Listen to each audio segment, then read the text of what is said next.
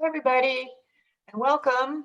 I am Maureen Droney, a former musician, engineer, audio writer. I'm still an audio writer, and I am the managing director of the Recording Academy, the Grammy Awards Producers and Engineers Wing, which currently has over 4,000 members, many of them also AES members, as I am. And we're here today to discuss some early results from our recent joint Producers and Engineers Wing, AES, and Iron Mountain Entertainment Services survey of our members. We usually call them IMES, that's easier. I want to introduce Cheryl Pawelski. For those of you who don't know her, she is a multi-Grammy Award winner, an archivist, record producer, and co-founder of Omnivore Records. Anything else you want to say about yourself, Cheryl? Hi, everybody. First, I want to say I'm honored to have been asked to talk about this. It's really important to talk about archiving and preservation, especially as technology makes some of it easier and some of it more treacherous. So thanks for having me. I've spent the last 30 years working at or consulting to major labels and working through catalog box sets and reissues and whatnot. And 11 years ago, I've, with my partners, co-founded Omnivore Recordings. So happy to be coming from the record side of the conversation. And to my Iron Mountain friend. Thank you so much. And I'm Travis, folks. Yeah, go ahead. Thank you. Yeah, thanks, Maureen and Cheryl. I am Meg Travis, and I represent the Iron Mountain Entertainment Services side of this equation. My role is I lead marketing and communications for what we call IMES or IMES to our friends. And my personal passion for this topic is as a musician and as an avid music fan, but I think it's actually a little bit more important for me to spend time on the background of why IMES is involved so deeply with the P&E wing and with AES on this study and on this topic. So the audience today is probably already aware that Iron Mountain stores music assets on behalf of many stakeholders in the industry, from labels to independent artists and producers. But I think it's important to restate for those who may not already be aware that we not only preserve these assets for posterity in secure and climate appropriate storage, but we also provide all of the services necessary for our clients to also access and monetize those assets and repurpose them for future projects. So in fact, in case you're not aware, we operate a network of 6 digital studios in LA, our underground facility in Boyers, Pennsylvania, in Moonachie, New Jersey, outside of New York, in Paris and London, and now a shameless plug for our new facility that just opened in Nashville this month. And these studios are staffed by video and audio production experts, many of whom are actually AES members themselves, who present at AES on a regular basis. And their job is not only to properly store and handle the physical media, but also to remediate it, to take it out of the box, to digitize those assets on request, to check the status of whether or not those hard drives are booting up, to make sure that the tapes are not deteriorating. And then to, of course, digitally, to transfer them to digital, preserve them and distribute them on request, and digitally store them if that's needed as well. So in fact, we're very much a part of the workflow of the industry and not just sort of the storage partner. We actually engage with our clients at all points of the journey of taking a catalog recording from its physical asset to digital form.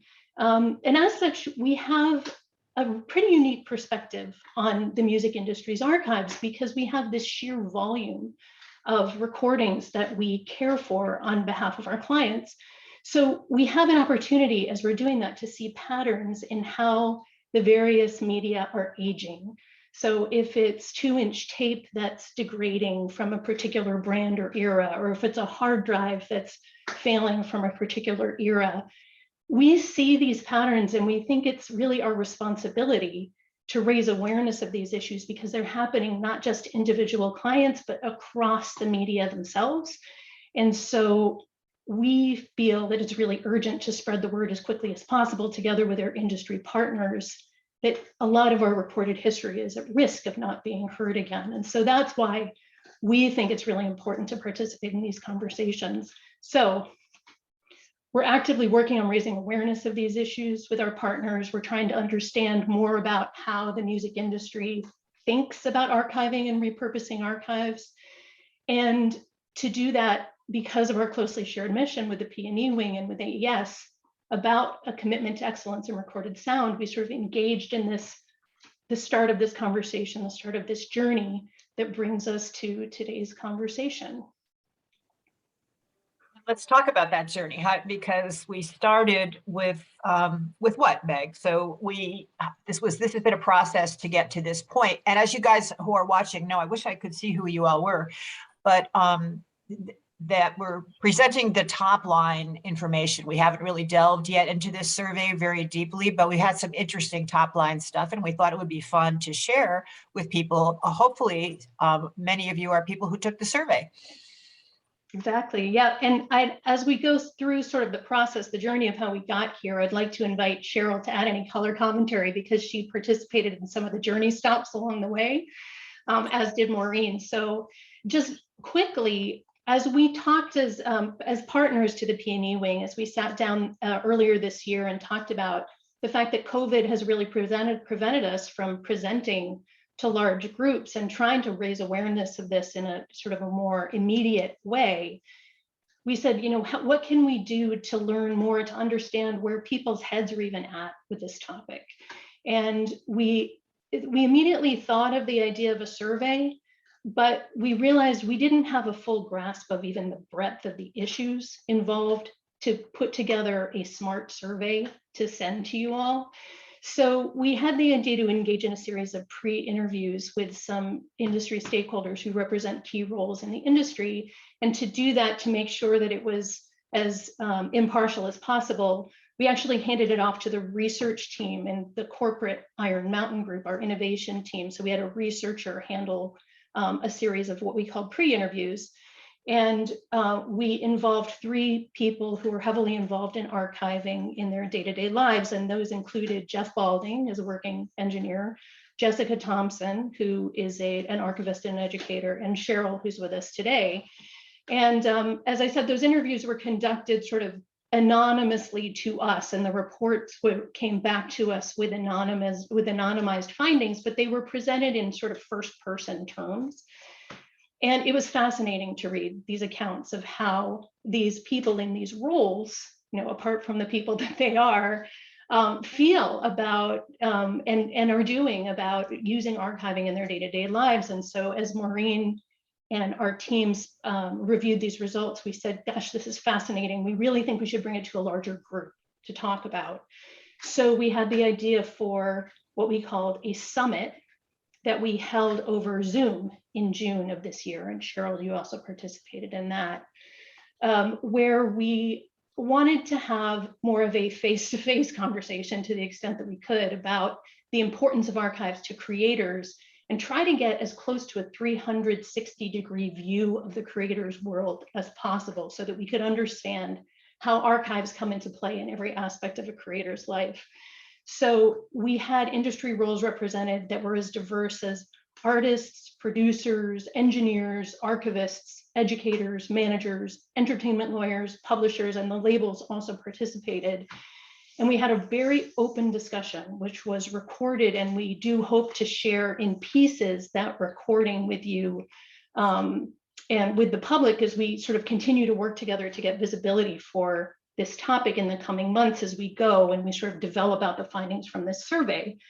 But then after the survey, we knew we wanted to move forward with getting the wider community involved. And we thought we now had enough information to develop this short survey that was more a pulse survey than an in-depth technical survey, with the intent of sort of finding out the general temperature of how people are feeling about archiving and what their pain points are. And so that's where we are today.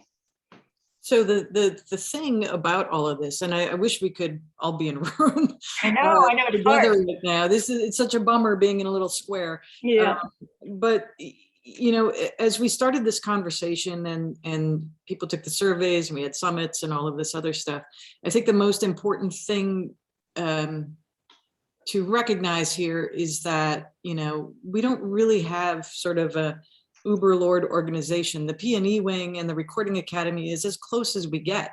And, you know, Iron Mountain, you know, people might be sitting there watching us right now and going, Iron Mountain, you know, they're the bad guys, or, you know, everybody's going to look for the bad guys. But they're an entity. Yes, they are a for-profit entity, but they're here trying to have this discussion with people who do this work and who are stakeholders. And, you know, frankly, as far as I'm concerned, everybody on the planet is a stakeholder because we all like music, you know, but there really is. So, you know, and I've racked my brains about this, you know, where is that overall umbrella, and how do we get to a place where, you know, you have for-profit companies. I mean, we all need to eat, you know, but who's going to look after this stuff? It's not a philanthropic endeavor. These are all masters owned by artists or record labels and stuff like that. So I just wanted to like kind of run right into the middle and torpedo all of that right now, because, you know, at the outset, I'll be honest, I'm like, Iron Mountain, those guys, you know, but then I thought about it some more and I'm like, they house so many critical masters that I'm actually happy that they're here to discuss this with us. Yeah, and I so appreciate that point of view, Cheryl. Thank you, because at the end of the day, we are here because we care, and because we are very much, as you say, part of the industry, not just sitting around as the storage providers, but working on solutions to help get access to the people who really want to have these recordings be heard again. Yeah, and if you're not getting response as to what the users feel like you're doing right and wrong, then that's great. You're just going to be bad guys. That's right. At the end of the day, it's market intelligence is what it comes down to, and we would be really remiss if we weren't looking for that. You know, how can we do our jobs better? Yeah. Can we do our jobs better? Right. So before we dive into the findings, which we're going to do in a minute, I just want to say something more about the Recording Academy, and the original name, and still the original name. We were renamed the Recording Academy some 20 years ago, but our legal name is the National Academy of Recording Arts and Sciences, and it is the P&E wing that represents the and sciences part. You know, and I think many of you know that we're all about best practices from the beginning of a project to archiving. And also that the Recording Academy was one of the founding members of the National Recording Preservation Board, which it has published a number of papers on archiving, and also awards each year 25 recorded pieces that get inducted into the National Registry, which is getting quite a bit of publicity each year. It's growing about it's by the people for the people, because it's the Library of Congress that runs it. But we were actually a founding member of that board with our concerns about archiving and preservation. So I always say archiving begins at the beginning of a project with proper labeling and all that kind of simple stuff that often doesn't get done properly. And as many of you know, one of the missions of the Recording Academy Producers and Engineers Wing is promoting best technical practices in recording and audio overall. So that's how we got involved with IMES. You know, we're about excellence, and they're kind of the excellence in storage and all of the other things that they do. The P&E wing also, and we'll talk about this maybe a little bit more later, but many of you know, I hope, we publish technical recommendations, including a delivery recommendations document that is in concert with the Audio Engineering Society. So these are kind of how we all came together. So the findings and the discussion. The response rate of the something like 14,000 invitations that went out to take the survey to AES and P&E wing members, which of course there's a fair amount of overlap, 1,427 responded. That's a big number. We were really surprised and pleased. And also that more than 666 it looks like, of those who took the survey provided their contacts to be included in follow-up conversations on this topic. So that's a pretty amazing number. I don't think we expected that greater response. And it's really heartening that people want to continue the conversation. So the pain points in accessing archives, I'm just going to kind of run through the list we're going to discuss. But the first one on our list here is obsolete formats, access to legacy equipment and analog, of course, but also all of the digital formats. Any comments on that, ladies? I didn't know whether we wanted to, whether we were going to run through all the findings first, but I mean, with regard to the obsolete formats and the legacy equipment, I mean, this is where, although I know, you know, having access to people's archives is one of the challenges that people have with the storage aspect of archiving. I mean, Iron Mountain is happy to be able to have this, you know, this sort of antique farm of equipment that we use to support obsolete formats and equipment. So, you know, as far as an industry partner in terms of that workflow, if anyone's looking for a really weird piece of equipment, you can probably find it at Iron Mountain. But you know, we feel your pain because the ability to access this equipment and to maintain it is getting harder and harder. And then there's all those early digital formats. Yeah, exactly. Well, they're just destroying themselves. Do you want me to just run down them, Meg, or do you want to stop individually? I think we should stop individually. I had only going to be responding to the response rate to say that I also was very, very, so we were very surprised, but incredibly grateful to see the response and that people are engaging on this topic.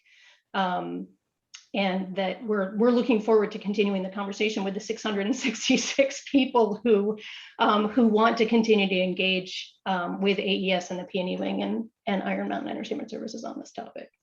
I was going to say real quick, we are going to leave some time for questions. Yeah. So if questions come up, just send them in. We'll deal. But in a little bit, we'll get through the findings, I guess, first. That's right. Yeah. And let's take them one by one, Maureen. I think that's great. Okay. Do you want to take the rest? Want to start, or you want me to? I'll do it. No, I'll do it. Okay. Meg's going.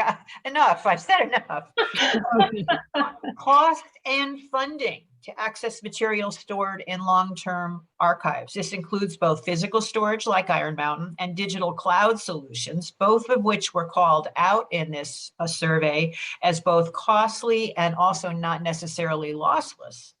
So the cost barrier includes funding for the preservation work because there's never enough interest for funding preservation work, and the costs are high. So actually many exciting projects never go anywhere. Well, you know, one of the things that I realized when we were talking the other day about this is that recording contracts, which I've seen many in my life, don't include preservation. I've never seen one. I don't know if any of you have, that say what's going to happen to that master and how it's going to be preserved as long as the content owner, the record company, has it. How, you know, I can see lots of reasons why it's not in there. I'm sure the attorneys don't want to be responsible for ever and ever and ever and ever. And I think Cheryl, you might have some stuff to say about that because. Yeah, well, I mean, it's in the label's best interest to preserve their assets, right? You know, that's how they make money. So it might be a moot point putting a clause in a contract. But it might not. I mean, I don't see why it would be in there necessarily. And you know, there's an assumption that they're going to care for it because it is their property, but there's no mandate. I mean, do you buy a pair of boots and not take care of them, right? Because, you know, what the label is doing is they're funding a recording that is going to belong to them. So, you know, it behooves them to take care of it. It's these things, these assets are hard to take care of though. You know, it's just the physical nature of, you know, acetates or wire recordings or tape. And, you know, the accelerated degradation of our digital assets. So, you know, we're chasing technology at this point. But I think, everybody wants to see these things preserved and well cared for, the labels especially, because that's how they make their profit. Access to them is a whole nother thing, because I can't walk into any storage facility, be it Iron Mountain or not, and check out a tape, unless I'm in there working on something. So it really is up to the I hate the word content, but the content owner to develop, to properly store these things and to develop new recordings from them. It's independent entities like myself, my label will go and try to license stuff and gain access, but that's a whole nother side of the business. I mean, the most important thing right now is, are the labels or the owners of this material storing it properly, and are they doing anything with it? Are they developing it? Right. And we can say, from the perspective of our clients that we work with, which include the labels, by storing it with Iron Mountain, they're storing it properly, obviously, and we're caring for it for them. We see multiple ways of dealing with budgeting for these projects. So you've got the individual catalog projects like a reissue or something like that, which will come through in a unit. And then you've got multiple years that you're budgeting for, where you've got, a budget for preservation or digitization or transfer for some number of years, and you'll prioritize the assets that you're going to digitize over those years. And where the problem comes in really is with assets that are being preserved just for posterity, such as, archivists who are preserving community memories, for instance. Where is the funding going to come from for those preservation projects? And so that requires grant writing, it requires funders. There's also the issue of young artists who are recording now, who really need to be thinking about archiving from the very start. And how do you start building in a budget for preservation before you even finish the recording? But these are things that need to be thought about and need to be part of the conversation. I want to just throw in the statistic at this point, depending on whose study you're looking at, but 50 to 70% of streaming revenue is catalog. Current streaming revenue is catalog. And I don't know if that's really different than historically. It's always been catalog that brings in a lot of the money. And catalog, of course, I believe is 18 months and older, right? That's the general terminology for it. But yeah, that's changed in recent years. But I think that was the case, even back in the CD era, especially in the CD era, or when compilation records started to happen, 70s maybe. But we used to say, catalog keeps the lights on, right? Because it's the long tail of the business. It's very profitable. You don't have to re-record rumors. It's there, right? And you can shine it up. You can add some bonus tracks. You can do all kinds of things to it, but it already exists. And if it's been well cared for, there's more revenue to be had, and that revenue. I'm not sure how it works these days. I'm not sitting at the majors, but that revenue would part of that would go to fund new recordings and the new artists that were walking through the door. So it's not surprising to me that streaming is such a huge catalog, and historical recordings are such a big part of that. Where else are you going to get your yacht rock, right? You're gonna dial it up on a streaming service and get your little river band on. I think during the pandemic, it also proved that people they had a longing to hear the songs that made them feel good from the past. So pain points in accessing the archives: obsolete formats, access to legacy equipment, cost and funding. And then there was rights and bureaucracy issues, obtaining approval, paying for licensing, issues with copyright. Many archivists and librarians feel that copyright policies are too strict about our preservation and library copies. So that's an issue. Access to the assets, either physical or digital, having assets stored on shelves and secure warehouses as Cheryl was saying, can block archives from doing the research they want and need to do to pursue projects. And then there's inconsistency, inaccuracy, and complete lack or complete lack of metadata that make it difficult or impossible to search databases effectively. And that is an access issue. Can I jump in? Yeah, sure. I mean, with that kind of stuff, I mean, if you do this work, you know that quite often that stuff just doesn't exist. You know, and things have been improperly stored, and the data in databases is only as good as the person that put it in. You know, so there's, you know, I know that we're looking for some perfect solutions and some perfect access, but boy, you know, we've been in an imperfect business, you know, as long as it's been the recording business, you know, so it's garbage in, garbage out to a certain pretty much, yeah. And I mean, I used to be able to, you know, part of the thing now is I used to be able to walk through the stacks of tapes, right, in various vaults. And it was great because I would find records to do that way. You know, I would catch, you know, something that was written on the side of a box and pull it out and go, what's this? And that should, I think that should be, that should still exist, at least for people who own the material. You know, so lack of access, when we're deep sixing some of these tapes so deep down that they're just a barcode, you're just paying the store stuff then, and it's not doing anybody any good. So when you talk about access and stuff like that, that's a big thing to me. I just don't know that, you know, all of the other things that you talked about, all the funding and stuff, you know, it's like all of this compounds on each other to make these things inaccessible and undevelopable, and they're therefore unprofitable, right? Then you're just paying the store a bunch of stuff. And I don't know what the solution to that is, except maybe trying to digitize everything. But then when you have it on cloud servers, then you have security issues.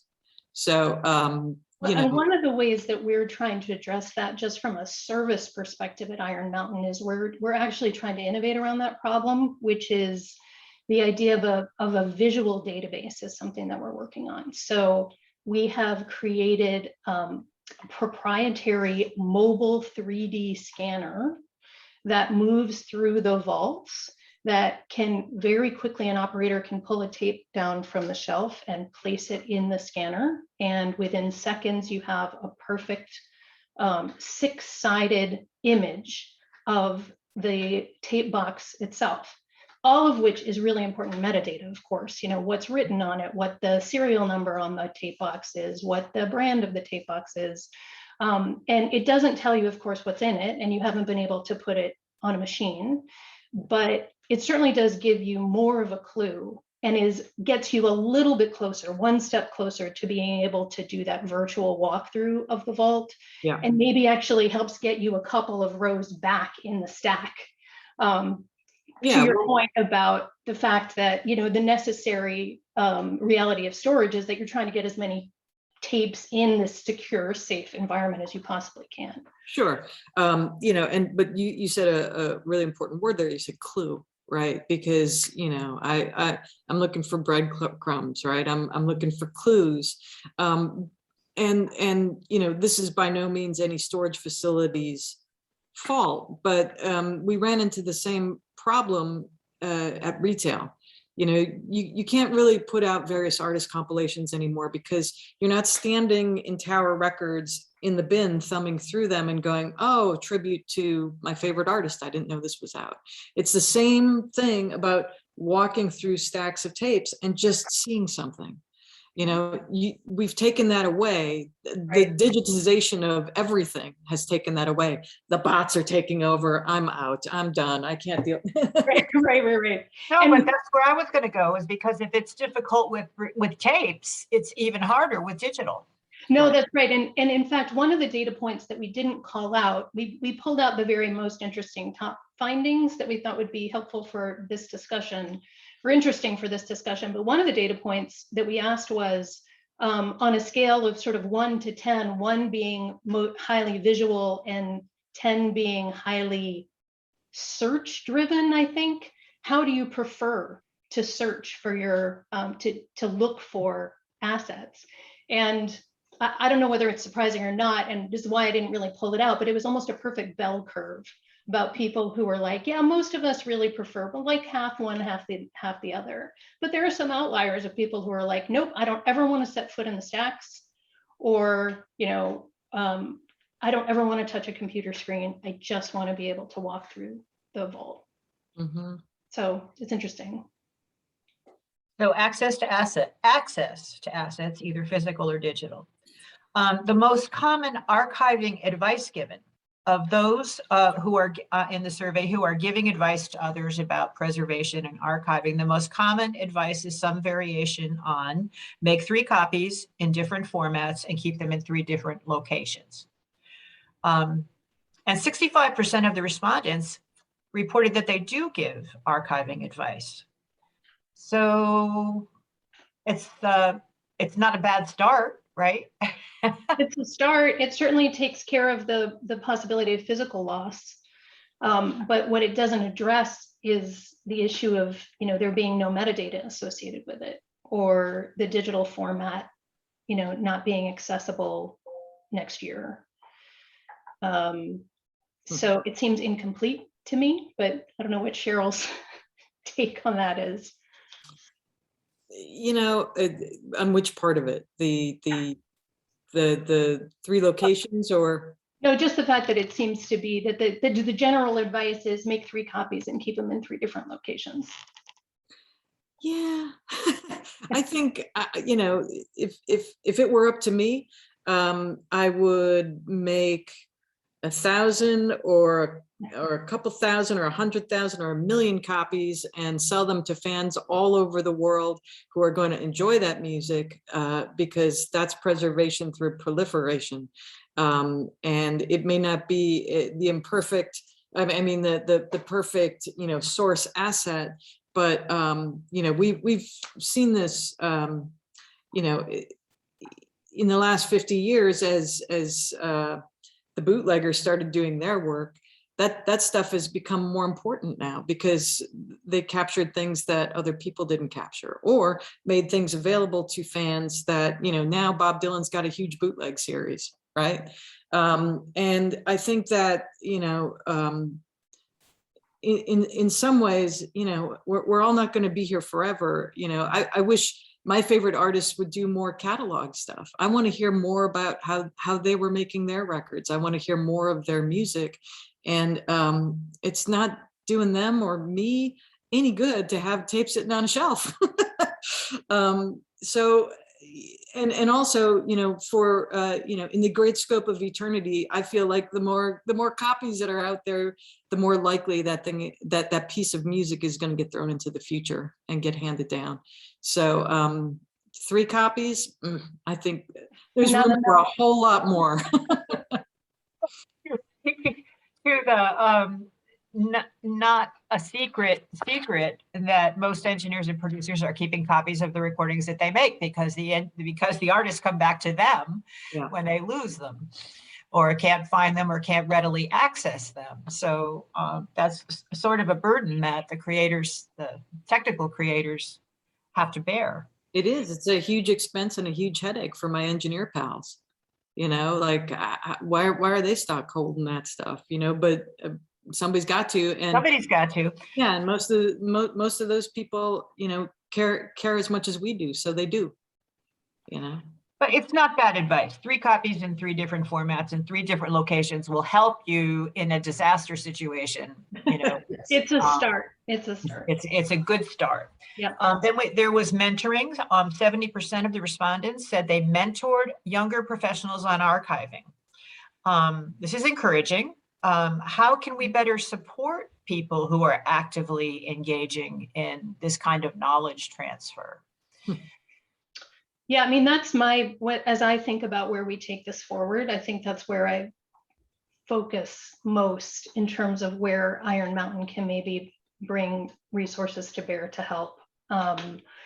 we hear this actually across the industries that we serve. We hear it in the film industry as well, and in broadcast, that the art of archiving is a craft that young people don't necessarily find themselves drawn to.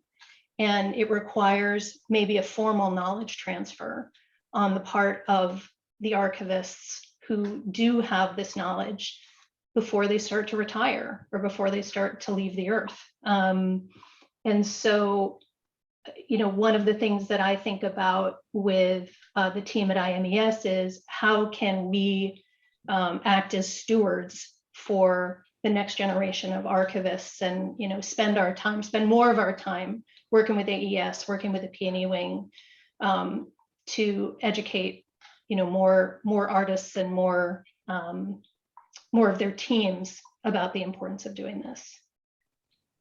Well, also the jobs have to be there. You know, in my part of the business, there are so many younger folks coming up behind me that want to do what I do. And the jobs aren't. Who wouldn't? Some of the projects you work on are I'm so jealous of. Who wouldn't?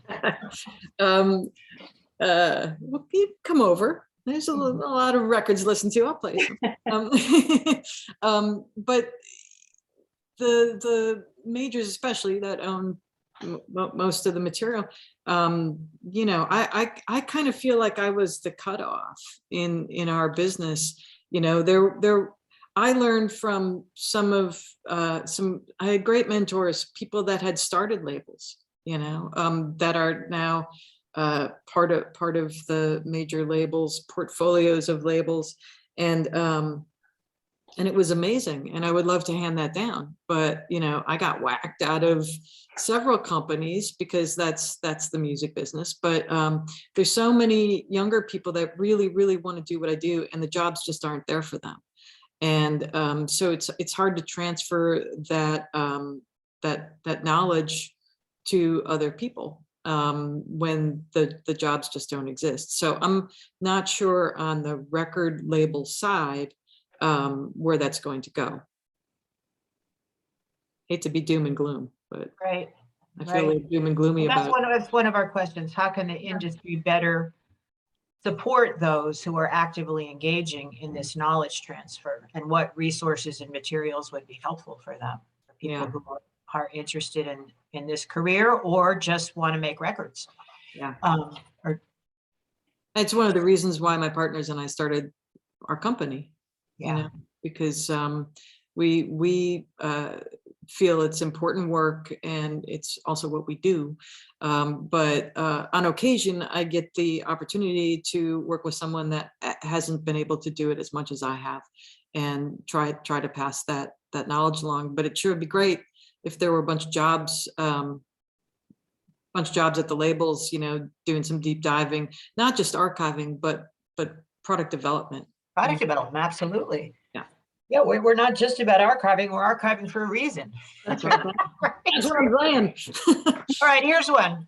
Checking backups. Approximately 20% of respondents say they never check their backups, which are mostly done on computer hard drives, backup drives, or in the cloud.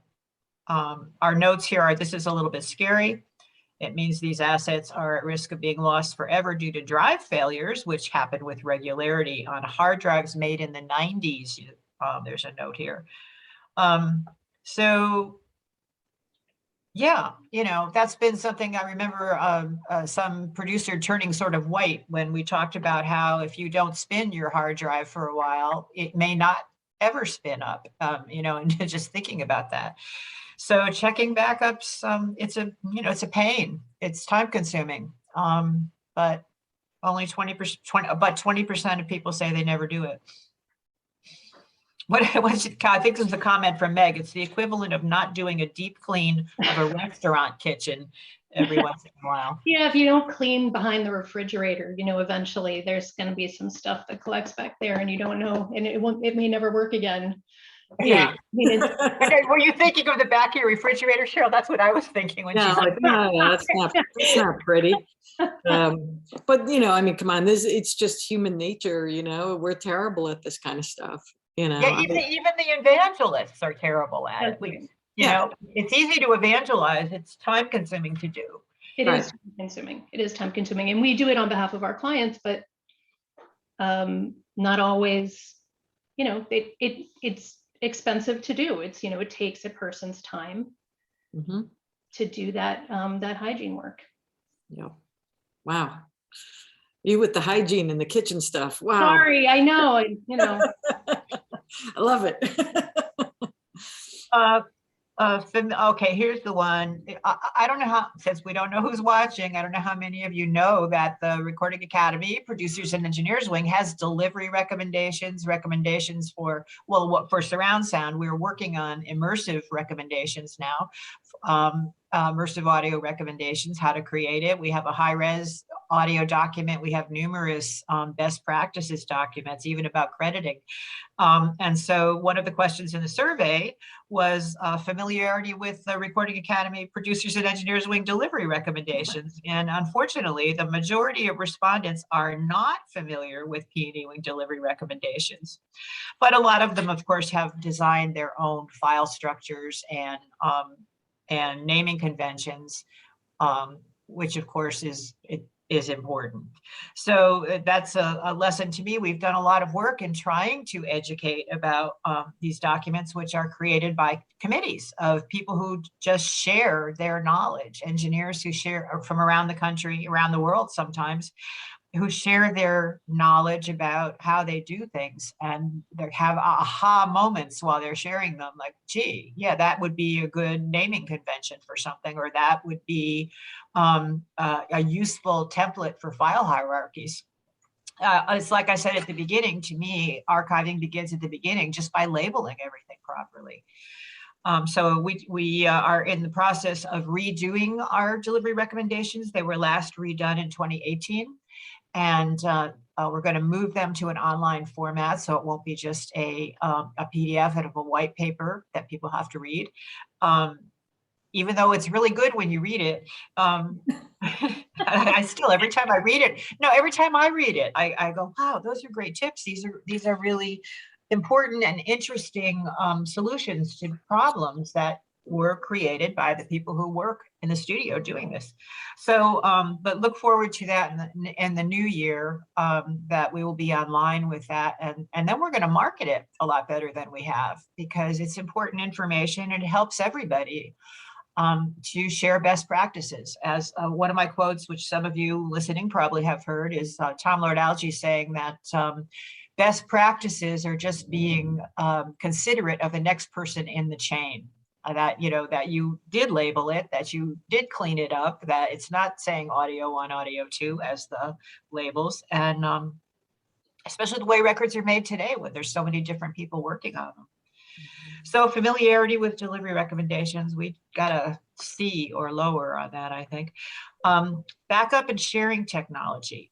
For backup solutions, most people who answered the survey use physical drives and not the cloud. That actually surprised me. I thought we hadn't included the cloud until this new version we're working on, because of all the reasons that cloud can be problematic, the cost, the fact that when you stop paying your bill, you can lose your items in the cloud, and also security. But we were thinking just about everybody's using it now, so it's time for us to make some recommendations about that.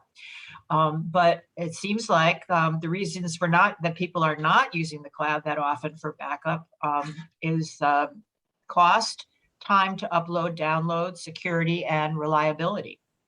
So most share using the cloud, especially Dropbox, as long as the file sizes are manageable, but not for storage. Yeah, I worry about security, and the artists that I work with worry about security. It's so easy for these things to escape these days, and I even worry about using things like WeTransfer and Dropbox. It's I hate to be conspiracy theory lady over here, but I never ever want to be responsible for an artist's material getting out into the world that they don't want out in the world.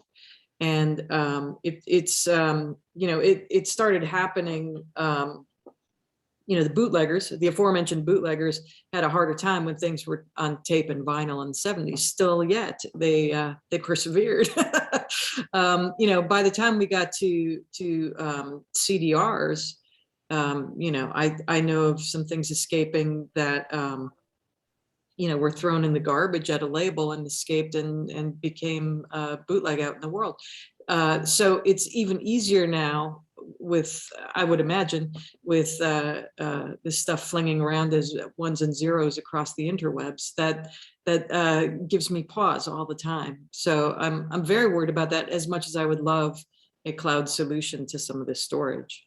Yeah, at Iron Mountain, of course, we hear about this all the time from our clients, and especially clients with unreleased music. We do provide what amounts to a private cloud, which is really a nearline storage solution with offline storage with internet access. And of course, because we're Iron Mountain, it is with the highest possible security. But we do have clients that use the cloud. And so this wasn't so surprising to me that people are generally not using the cloud to back up, because we hear that fear about security all the time. Mm-hmm. It surprised me a little bit that they're using cloud as much as they are for transfer, although convenience has to be a factor. I mean, we're living in a widely distributed world, and so it's not very easy to ship a backup drive across with any degree of security either. And so it's sort of right. The devil versus the devil you don't know. So it's absolutely, it's something that we talk to our clients about all the time. The risk of, unless you're doing, your 3 distributed copies, of course, if you got all your unreleased music on a backup drive and it happens to get stolen, then, that's no better than the cloud.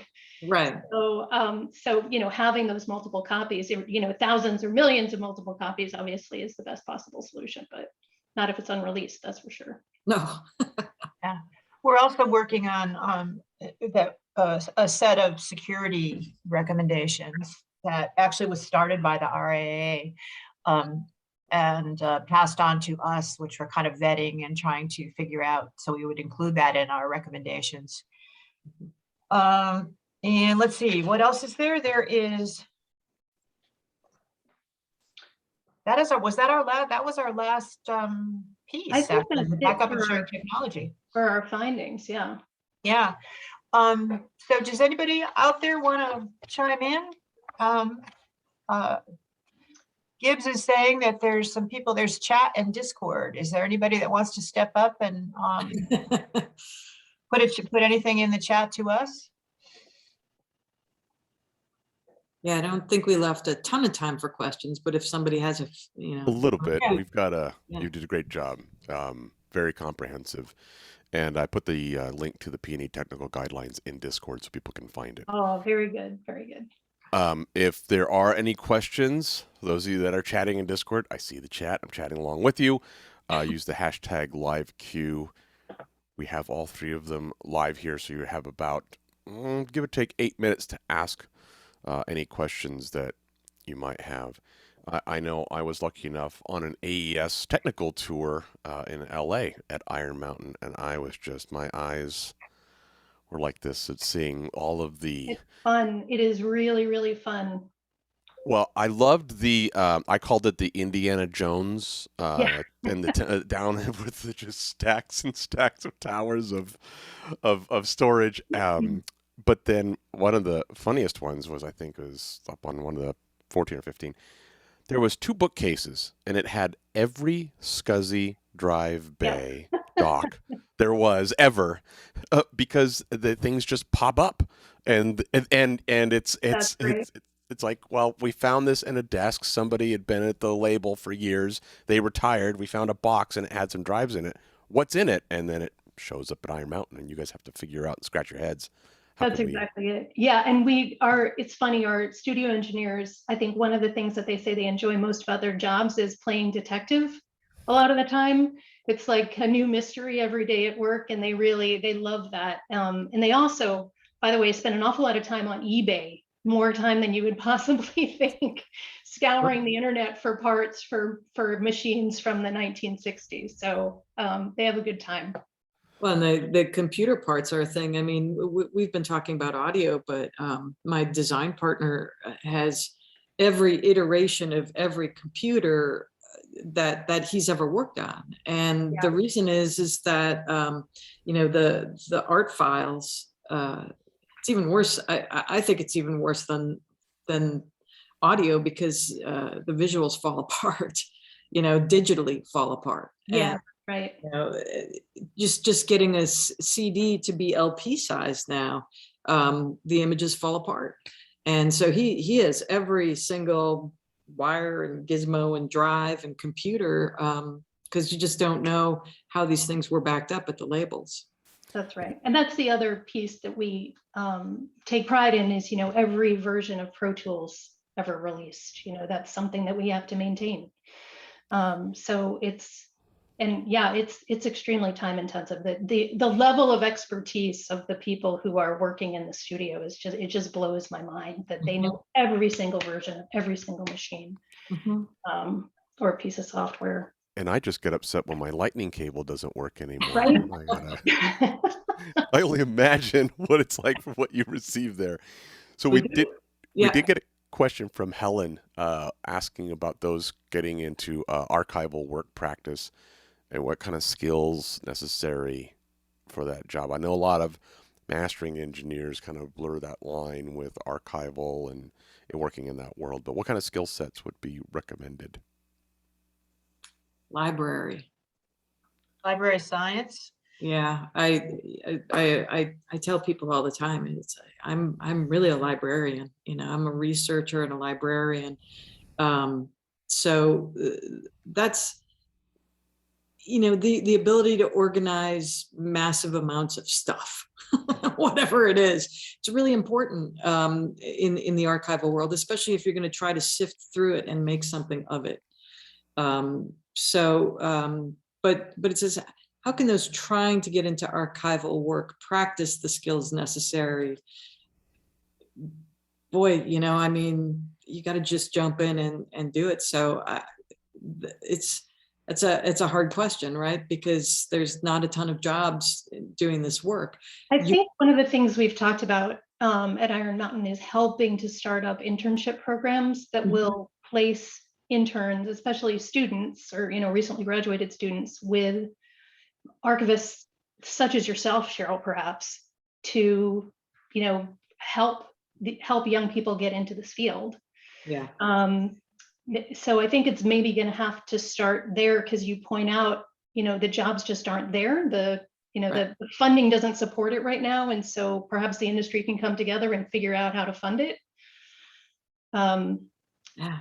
Well, your earlier comment about eBay gives me an idea that, you know, if I wanted to be an archivist in my local community, I could go find there was these things called cassettes in the 80s, Right. but lots of people have them hanging around their houses and they recorded themselves. Everybody had a personal recorder and they want to find, maybe it's a family event or get together and publicize yourself in your local community that you have cassettes you want archived, and then you could start a little side business just doing that, I would think.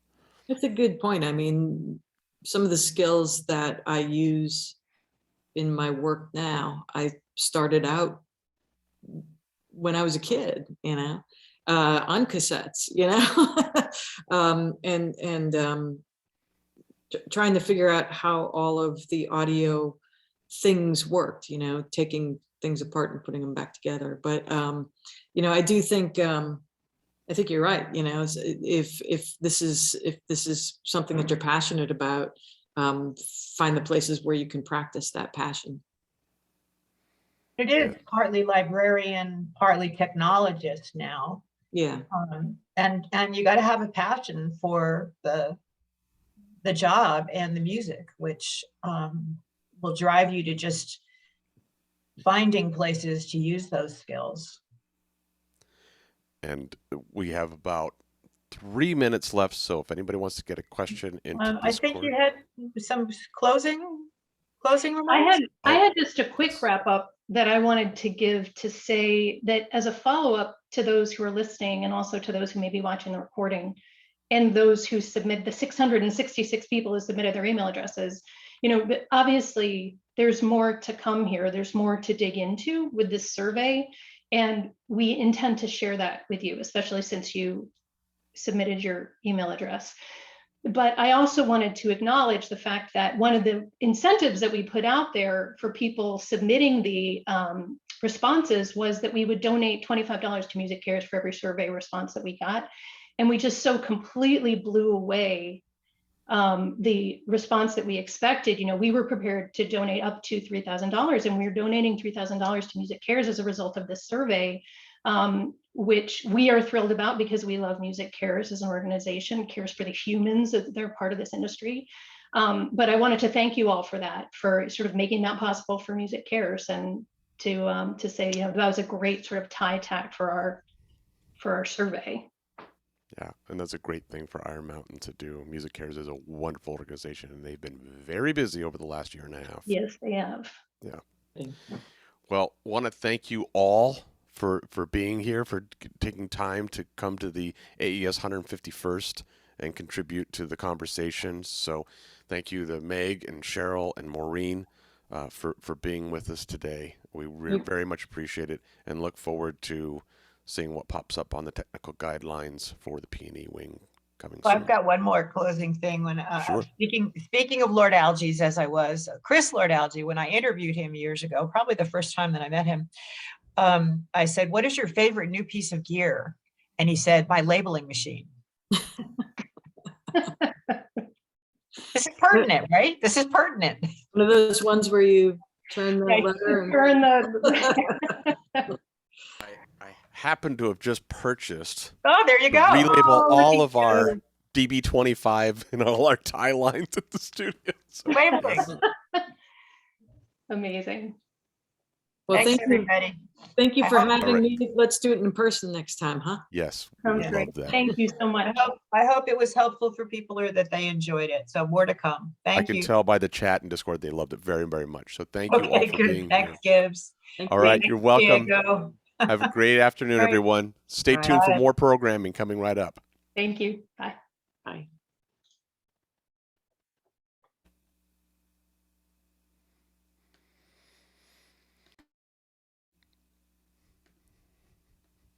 Good job, Cheryl. That was great. All right, Diego, I got to jump to the other stream. Okay, thank you very much. I think I'll see you a little later today. Yes. All right, Okay, peace. bye-bye.